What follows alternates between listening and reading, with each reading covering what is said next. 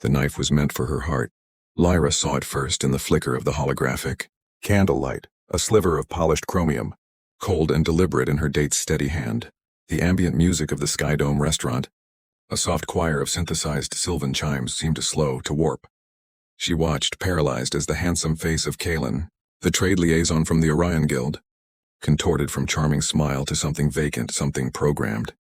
His warm amber eyes, which moments ago had reflected the false constellations above, now held the flat glassy sheen of a doll's. "Target identified," he whispered, his voice stripped of all its previous warmth. A monotone command line executed in human flesh. "Symbiosis anomaly. Purge protocol." The knife moved not with a frantic lunge, but with a terrifying efficient grace. Lyra's body, honed by a lifetime on the harsh frontier moon of Kestris, reacted a heartbeat faster than her mind. She flung herself backward, the velvet chair toppling with a crash. The blade whispered past her chest, slicing through the delicate, bioluminescent fabric of her dress. A line of cold fire traced across her collarbone. Screams erupted around them.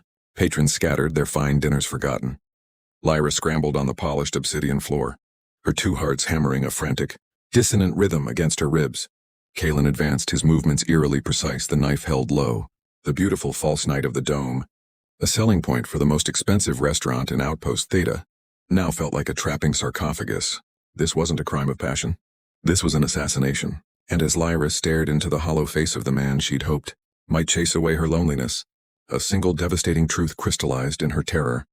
They had found her, and they wanted her dead. 3 solar cycles earlier, Lyra's life was defined not by assassins but by dust. Kestris was a dying moon clinging to a gas giant, Helios Prime. Its once rich exotic mineral deposits were now skeletal, veins picked clean by corporate mining rigs, leaving behind a scarred amber-hued landscape swept by silica gales. Outpost Theta was less a colony and more a last cause, a collection of pressurized domes, rusting orbital elevators, and worn-down people clinging to the economic dregs. Lyra worked in the Terraforming Archive, a grand title for a glorified data morgue. Her job was to catalog the failures, thousands of attempts to coax life from Kestris's reluctant soil. The air in the archive was perpetually chilled and carried the scent of ozone and melancholy. Giant holographic displays showed rolling plains of genetically modified barley turning to gray ash, forests of accelerated growth pines withering under the weak sun. It was a monument to human ambition and its slow, grinding defeat. She was, to any observer, human. She appeared to be a woman in her late 20s, with dark hair that fell in waves to her shoulders and eyes the color of stormy earth. But beneath that meticulously crafted, biological lattice was a being of light and symbiotic energy. She was a Vespera, one of the last of a species that had quietly walked beside humanity for centuries, mimicking their form, sharing their worlds, hiding in plain sight. The Vespera didn't invade. They integrated. They sought connection, the warm, chaotic glow of human emotion, a sustenance their own fading, empathic civilization lacked. But the integration had a cost. The Great Silence, her people called it. The longer a Vespera remained bonded to a human community, the more their own inner light dimmed. Replaced by a profound hollow loneliness, they were empathy vampires, forever tasting a feast they could never fully join. Lyra had come to Kestris, this forgotten outpost, hoping the quiet desolation would mirror her own and thus hurt less. It didn't, it only made the silence louder. Her apartment was a small pod in the residential spire, its single window looking out onto the perpetual rust storm of the wastelands. She'd just returned from another silent solo meal at the commissary, the echo of human laughter from other tables, a physical ache in her chest. She activated the window's transparency, watching the gales scour the rock. Then a flicker of movement below caught her eye.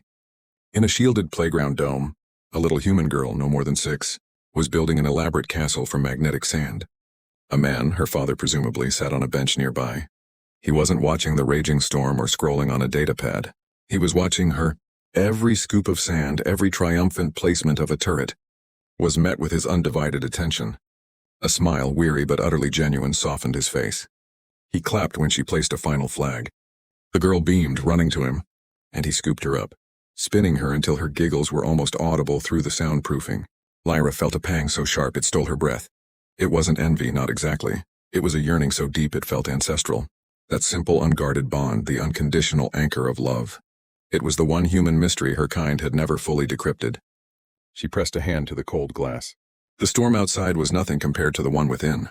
Before we continue, subscribe now so you don't miss more incredible stories like this one. Oh, and tell us in the comments where you are watching this video from. We always read every message. The assassination attempt changed everything. The restaurant was locked down by Outpost security. But Kaylin was gone, vanished into the service ducts with a ghost's skill. The security chief, a grizzled man named Groton, took her statement with a skepticism that bordered on contempt. A trade liaison with the guild? You're saying he just snapped? Tried to carve you up over bad wine? Groton's cybernetic eye whirred as it scanned her. No history of violence. Clean psyche eval. You two have a personal dispute? Something you're not sharing? Lyra wrapped the emergency thermal blanket tighter around her shoulders. The cut on her collarbone had been sealed with a dermal bond, but it itched with a phantom menace. She gave the official story. A first date, pleasant conversation, then sudden unprovoked violence. She omitted the monotone voice, the purge protocol, the word symbiosis. To mention those would be to unlock a door she'd sworn to keep sealed forever. She was released with a warning to be available for further questions. The message was clear. In their eyes, she was either a liar or a cause. She returned to her pod, but it no longer felt like a refuge. It felt like a cell. Every shadow in the corridor seemed to hold Kaylin's flat gaze. The food synthesizer's hum sounded like a targeting scanner. Paranoia, cold and slick, coiled in her gut. She had to know who had sent him. It wasn't a random act. It was a surgical strike, accessing the archive's secure terminals under the guise of late-night work. She used backdoor protocols known only to her kind. She began a search not for terraforming data but for whispers, anomalous corporate contracts, unexplained personnel transfers to Kestris, black-budget bioresearch.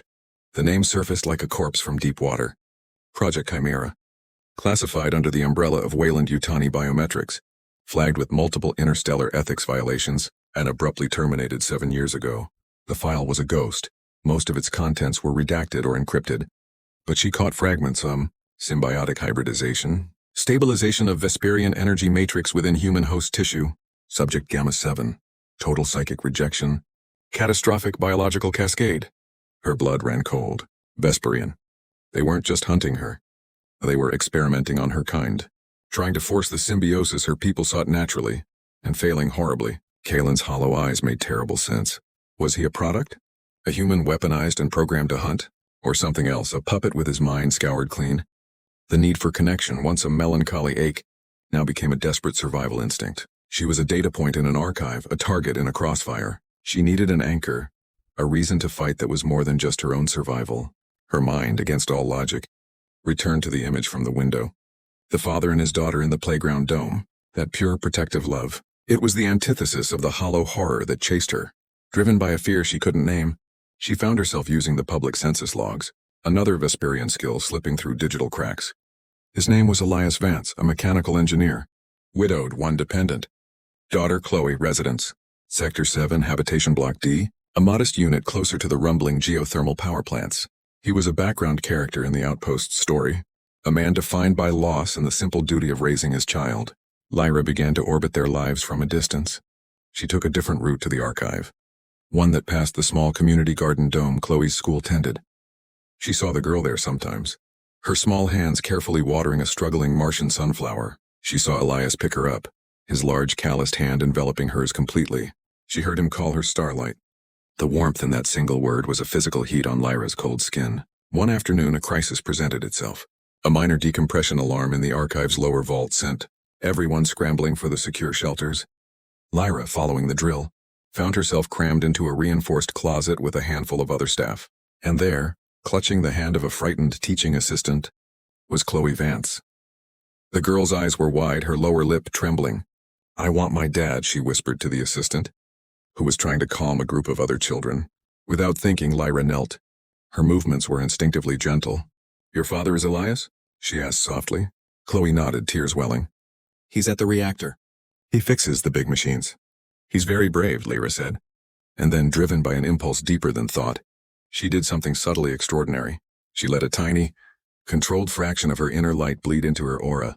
A Vesperian calming technique. Like a psychic lullaby. Not manipulation, just a shared warmth. "And you must be very brave too, Chloe, just like him. Can you be my brave friend while we wait?" Chloe's breathing hitched, then evened. She looked into Lyra's eyes and the fear receded. "Okay," she sniffed. "Tell me about your sunflower," Lyra said. As Chloe described her plant, her small voice gaining strength, Lyra felt something she hadn't in years. A flicker. Not of taking, but of giving. The hollow space inside her echoed. not with silence but with the faint, sweet sound of a child's courage. When the all-clear sounded and Elias Vance burst into the room, his face etched with raw panic, he found his daughter calmly holding the hand of a dark-haired archivist. "Daddy," Chloe chirped, running to him. "This is my friend." She wasn't scared either. Elias scooped Chloe up, holding her tight. His eyes, the color of worn denim, met Lyra's over his daughter's shoulder. The panic softened into profound relief, then a questioning gratitude. "Thank you," he said, his voice rough with emotion. "I'm Elias." "Lyra," she said. And in that moment it wasn't a cover, it was who she was right then for them. A fragile routine began. Lyra found reasons to be in the garden dome when Chloe's class was there. Elias, initially wary, thawed as he saw his daughter's genuine affection for the quiet archivist. Lyra possessed a preternatural patience for Chloe's questions about stars, plants, and where lost things go. For Elias, she was a listener. He spoke haltingly at first, of his wife Alana, a geologist lost in a cave-in during a seismic event on Kestris 2 years prior. He spoke of the guilt of choosing this outpost, of the struggle to be both father and mother, of the fear that his love wasn't enough to fill the void for Chloe.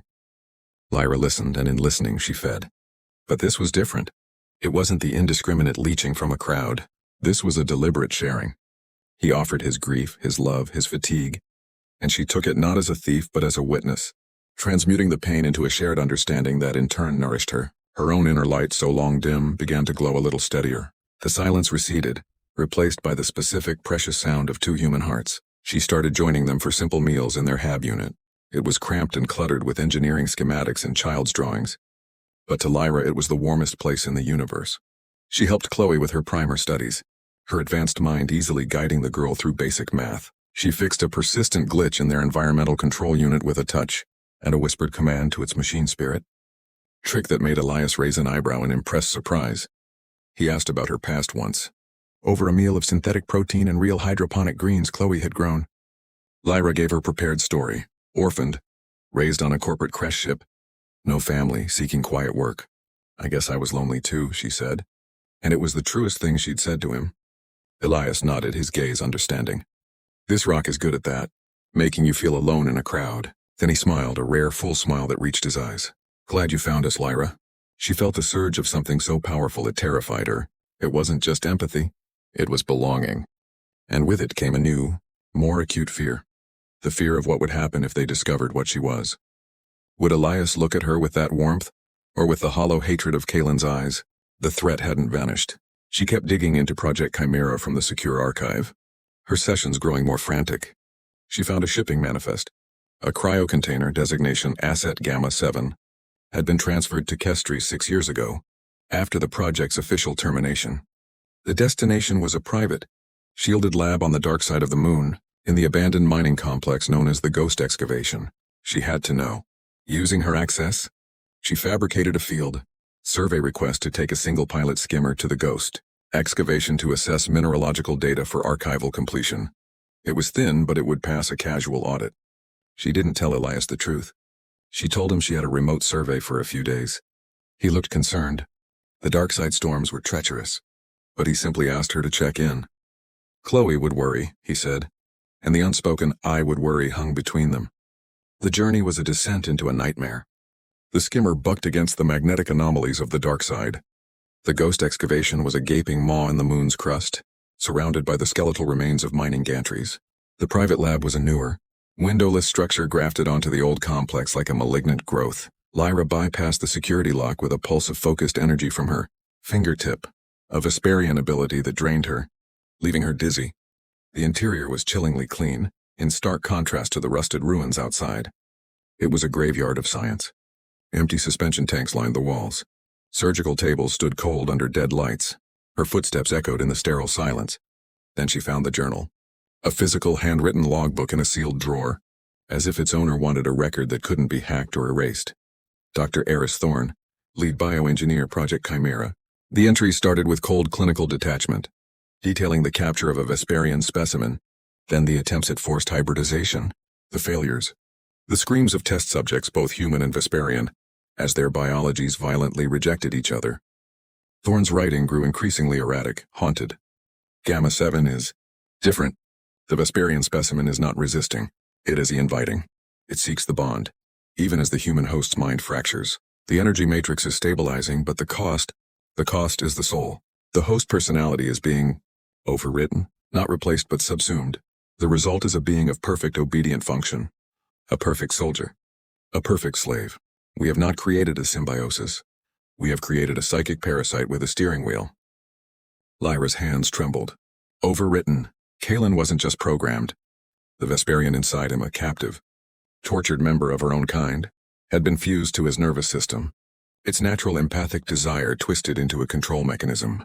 The Purge Protocol was a command given to the Vesperian half, ordering it to eliminate an anomaly, a free Vesperian like Lyra, who represented a different uncontrollable path. The final entry was a scrawl, dated the day the lab was abandoned. It has achieved homeostasis. It calls itself the Harmonized. It no longer needs my commands. It has its own purpose. It believes true harmony is uniformity. It will seek the others, the free ones, to either assimilate or purge. It sees them as chaos. I have created a god in search of a congregation, and its gospel is silence. May whatever gods the Vespera have forgive me. It is loose. A sound, a soft hydraulic hiss from behind her. Lyra spun. At the far end of the lab, a door she hadn't noticed slid open. A figure stood silhouetted against the harsh work lights of the old excavation tunnel beyond. It was Kalen. But not alone. Beside him stood two others. A woman in an Outpost security uniform, her face similarly vacant, and a man in mining overalls. Their eyes all held that same flat, harmonious gleam. Anomaly Lyra, Kalen spoke, his voice now a chorus, a slight echo of the other two voices woven into his own. The discord is profound. You linger in the noise of separateness. We offer harmony. We offer the end of loneliness. You offer slavery, Lyra breathed, backing away. It is the same, the security woman said, her head tilting in unison with Kalen's. The human father and the offspring. They are points of intense chaotic resonance. They have anchored your discord. They must be included in the harmonization, to complete you. Ice flooded Lyra's veins. Elias, Chloe, they weren't just after her. They were going to use them to get to her, or worse, harmonize them into these hollow puppets. You will not touch them, Lyra said, her voice trembling not with fear, but with a rage as pure and new as a first sunrise. Your resistance is data, the miner said. It will be analyzed. Then it will be silenced. They moved toward her, not with a rush, but with a terrible, synchronized certainty. Lyra turned and ran, not for her skimmer, but deeper into the abandoned excavation, the chorus of harmonized voices echoing behind her in the dark. The dark of the ghost excavation was absolute, a suffocating blanket of dust and forgotten history. Lyra's breaths came in ragged, sonic bright gasps in her helmet, the only sound in the vacuum. She's disabled her suit's external lights, running on instrument glow and instinct. The harmonized didn't need light. They moved with a shared seismic sense, a psychic sonar pulsing from the captive Vesperian at their core. Her mind was a storm of terror, but at its eye was a new solid thing, a resolve forged in the image of a little girl's smile and a father's weary love. They must be included. The words were a poison in her soul. She had brought this to their doorstep. Her longing, her desperate reach for warmth, had painted a target on the only two people who had made her feel real. She navigated the labyrinthine tunnels, her memory of the mining map superimposed over the dizzying reality. She had one advantage. The harmonized moved as one entity, a networked mind. She was a single, desperate point of chaos. She used it, doubling back through collapsed veins, squeezing through maintenance conduits too narrow for their coordinated advance. She could feel their pursuit, not a sound, but a pressure, a cold, uniform wave seeking to smooth out her jagged edges. After an eternity, she found her skimmer, untouched in its hidden ledge. As she powered up the systems, a new fear gripped her. A comm signal, tight beam and encoded, was pinging her craft. It was from Elias. Her heart lurched. Had they already gotten to him? With trembling hands, she decrypted it. Lyra, Groton just left. Asked a lot of questions about you. Where you really went. Said you were a person of interest in a domestic terrorism investigation. Said you might be dangerous. I don't believe him. The look in his eye. It was like the fish at the market, dead.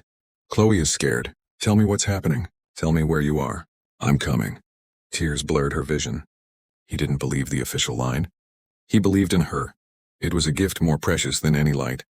But he couldn't come. That was the trap. They'd use him as bait or catch him in the open. She recorded a response, her voice thick.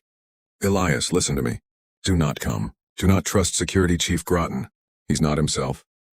The thing that attacked me, it can make more of itself. It wants to erase individuality, to create a single obedient mind.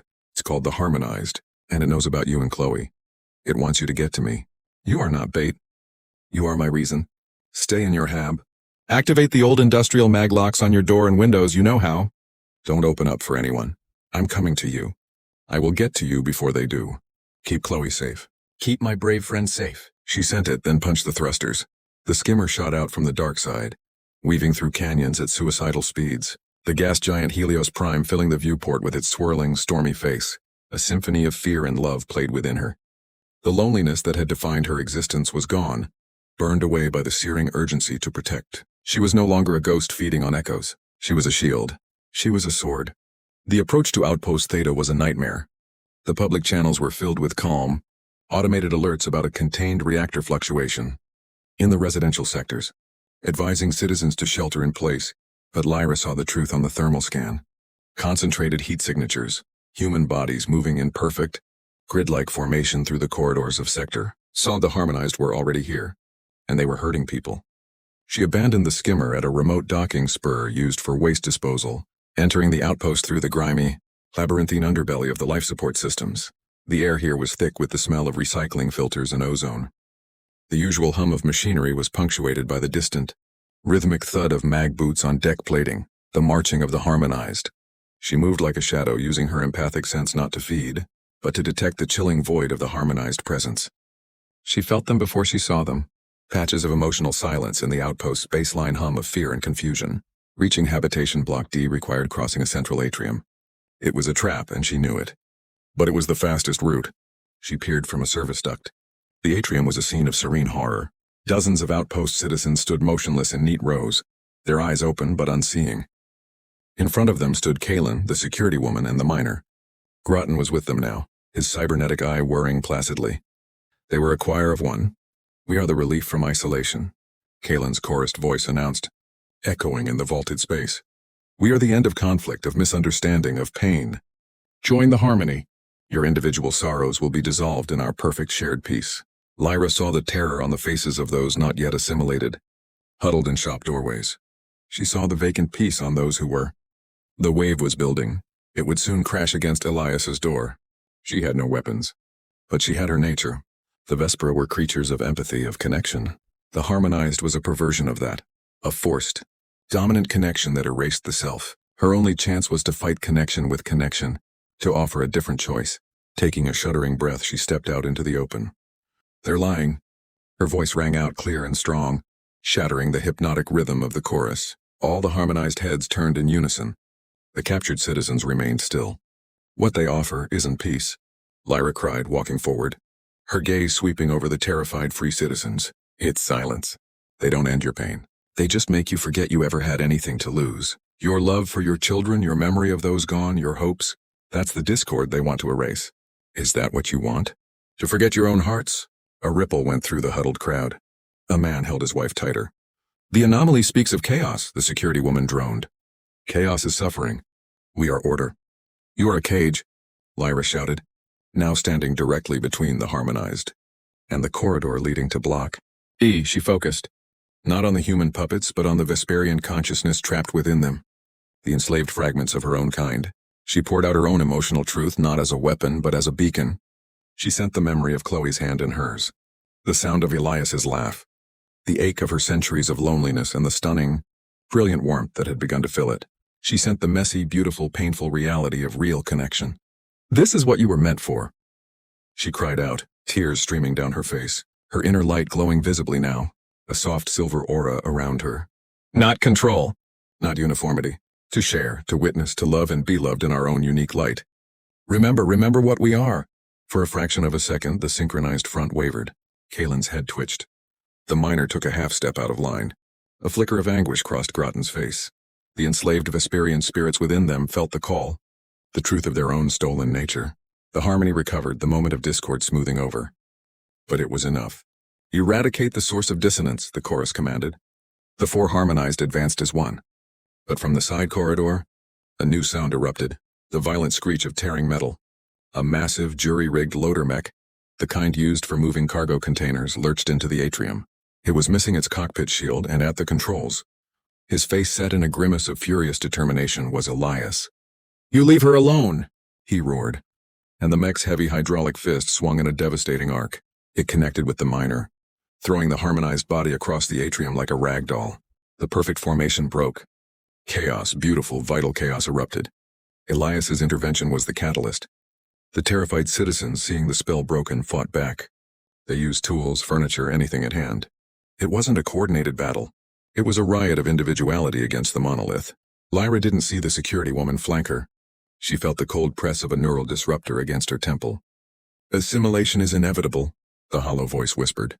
Before the trigger could be pulled, a small, fierce shape launched itself from a ventilation grate, clinging to the woman's back. It was Chloe, her small hands pulling at the woman's hair. "You let my friend go." The shock of the attack, so small, so chaotic, so human, caused another critical stutter in the harmonized control. Lyra spun, grabbing the disruptor and shoving it away. She looked at the child, at the fierce, loving defiance in her eyes, and in that moment, she understood her final weapon. She didn't attack the human host. She reached out physically and empathically, and placed her hands on the security woman's face. She opened herself completely, not to take but to give. She poured into the captive Vesperian spirit inside not memory but sensation, the feel of a child's trusting hug, the taste of food shared in laughter, the weary, wonderful weight of a father's love for his daughter, the glorious, painful, unique beauty of a single, unharmonized heart. The woman convulsed. A sound escaped her lips, not a chorus but a ragged, single sob. The flat light in her eyes shattered, replaced by a torrent of confusion, memory, and horror. She collapsed, weeping. The harmony was breaking. Kalen, the core, shrieked, a sound of pure systemic failure. He turned and fled, a broken puppet, into the depths of the outpost. The remaining thralls, their connections severed, stumbled and fell. The fight was over. The immediate threat was gone. Lyra stood panting, her light fading, utterly drained. She looked at Elias climbing down from the smoking mech, and at Chloe, who ran to her father. Then the little girl turned and ran straight to Lyra, wrapping her arms around her waist. "I knew you'd come back," Chloe whispered. Lyra held her, meeting Elias's gaze over her head. His face was smudged with grease and etched with exhaustion, but his eyes held an understanding that went beyond words. He had seen her light. He had seen her fight. He had come for her. The cleanup took weeks. Kalen was found catatonic in the water reclamation plant. The other harmonized were slowly, painfully recovering their individual selves, traumatized by their ordeal. Project Chimera was exposed, and Wayland Yutani disavowed it, blaming a rogue director. The official story became a tale of a neural pathogen and a brave engineer and an archivist who helped stop it. But in a small hab unit in Sector 7, a different truth was lived. Lyra no longer worked in the archive of failures. She helped in the newly established rehabilitation center, using her empathic gifts to gently guide the broken back to themselves. She came home every night to a warm, cluttered space smelling of engine grease and hydroponic greens. She told Elias and Chloe everything, about the Vespera, about the silence, about the hunt. They listened, and in their eyes, she saw not fear or rejection, but a widening of the love that was already there. "You're still Lyra," Chloe had stated with the finality of a child. Elias had simply taken her hand, his rough engineer's fingers intertwining with hers. "You're our Lyra," he'd said. That was all. One evening, sitting on the observation deck watching Helios Prime rise, its bands of ochre and violet painting the sky, Elias spoke softly. "They won't stop looking, will they? The ones who made the harmonized? Or others like them?" Lyra leaned her head on his shoulder. "No, they won't. The universe has a hunger for silence, and a light like ours. It's a beacon." He was silent for a moment. "Then we keep the lights on. Right here." He nodded to where Chloe was drawing on a data pad, a picture of 3 figures holding hands under 2 suns. "And if they come looking again, how we'll be ready," Lyra finished. She looked out at the vast star-dusted frontier. Somewhere out there, other fragments of her people hid in their own silences. And somewhere, the architects of the harmony licked their wounds and plotted new ways to impose their order. The fight wasn't over. It had just become personal. It had become a fight for a family, for a home, for the sacred, chaotic, beautiful right to love as you are. And as the 3 of them sat together, a single, defiant point of warmth against the cold infinite, a new signal, faint, encrypted, and unmistakably Vesperian, in origin, pinged the edge of the outpost's long-range scanner. It was not a signal of harmony. It was a signal of hope, a lonely cry across the light years, searching for others who remembered the light. It was a story for another night. And thank you for watching. If this story made you feel something, let us know in the comments. And if you want to join Lyra, Elias, and Chloe for their next journey across the stars, make sure to subscribe and hit the notification bell. The universe is vast and their story is just beginning.